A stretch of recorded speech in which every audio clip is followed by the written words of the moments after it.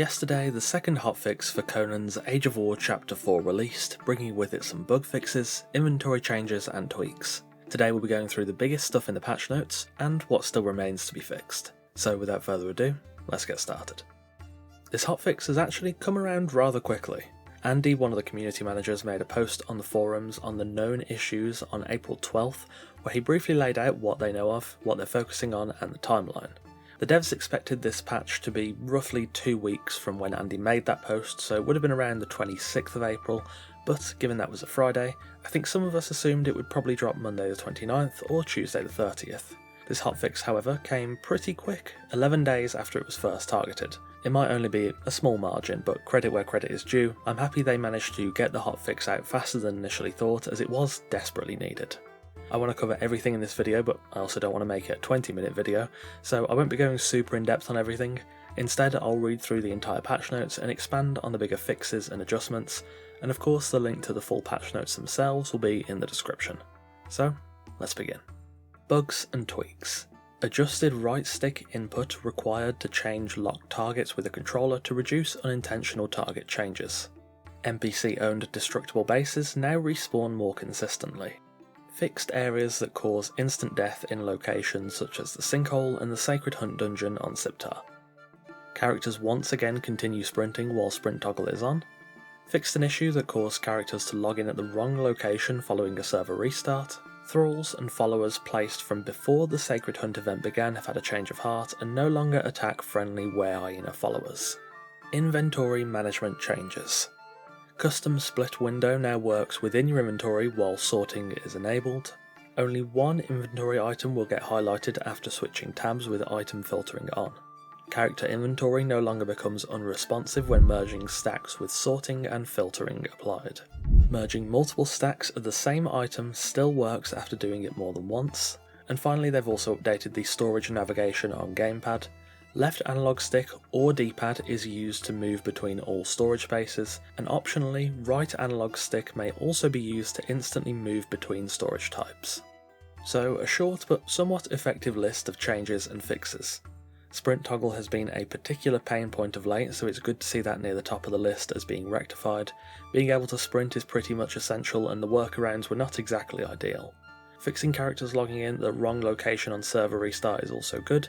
I didn't hear much complaints about that myself, nor did I experience it. Most people were of course more concerned with the sprint toggle, but I can imagine it would have been somewhere between an inconvenience and an absolute nightmare depending on where you appear, so that shouldn't be an issue anymore. On the inventory side of things, some decent changes here to fix some bugs and make things easier. The storage navigation change on the gamepad to make it so the right stick swaps between windows and the left stick navigates inside the window was, in my opinion, very badly communicated. It was there in the patch notes beforehand, and I think on some level it somewhat makes sense to stop the occasional issue of accidentally swapping windows, but that change being buried in the patch notes had a lot of people confused. Now it seems like you can use both the old and new method, which honestly is probably how it should have been from the start. I know a lot of people thought the recent change was a bug, understandably so given the other inventory bugs, but I really think changes like that need to have an in-game tooltip so that it's impossible to miss. Not everybody reads the patch notes, and then you've got the majority of the player base that don't engage with Conan content on YouTube, Twitch, the forums, and most definitely would have easily missed this change. I don't think the change in of itself was terrible, just badly executed. It should have retained the original functionality alongside the new one. There's really no need to break the wheel when adding something new, and it definitely needed to be communicated in game. However, with the old method now working alongside the new one, it should minimise confusion. Now, whilst these fixes are good, there's nothing in here for restoring the bearer HP to pre-nerf levels for those unaffected by the initial reversion, characters falling through foundations, followers taking fall damage, being able to repair redeemed Silent Legion, or the crashes on Siptar. The known issues page hasn't been updated as of the time of recording, but if it is, then I'll put a pinned comment below. I would have liked to have at least some of those fixes in this hotfix, but also there may be slightly more complicated issues. Aside from falling through foundations and the crashes on Siptar, most of the aforementioned issues have some form of workaround, even if that is just not using certain armours, thralls, or being generally careful with your thralls. I suspect the fixes to at least some of those issues might be a bit more complex and take longer, and thus fixing the inventory and the sprint toggle bug were prioritised.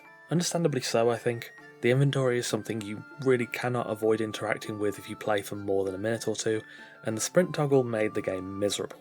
If you have to constantly hold left stick in to sprint anywhere, it's not only an annoying bug, but an actual physical impediment towards playing the game, so I can see why this may have been prioritised. There are presumably still fixes to come for all the issues of this chapter thus far. The hotfixes have been coming in faster than usual, though of course they have also caused issues themselves too. I'm hoping we'll get an update on the known issues and a time frame for the next hotfix soon. If we do and there's not much more information, then I'll make a community post about it and I'll try and pop it in the pinned comments, but if there's a bit more then I might make a video out of it too. On Friday we're going to be reviewing the Yamatai Onsen bundle. A little later than we'd like to get that video out, but it is what it is. I'm sure you guys will enjoy it regardless. And that about wraps us up for the second Age of War Chapter 4 hotfix. Some issues untouched by this patch, but some of the smaller yet more immediate issues have been remedied. Thank you for watching, and of course a massive thanks to our wonderful, esteemed coffee cultists for continuing to support the channel over on Patreon. There's no word on any changes to the Sacred Hunt event either. It won't be too much longer until that event is active again, so I will keep my eyes open for any news on adjustments in that aspect. Again, thanks for watching, take care, and I'll see you soon.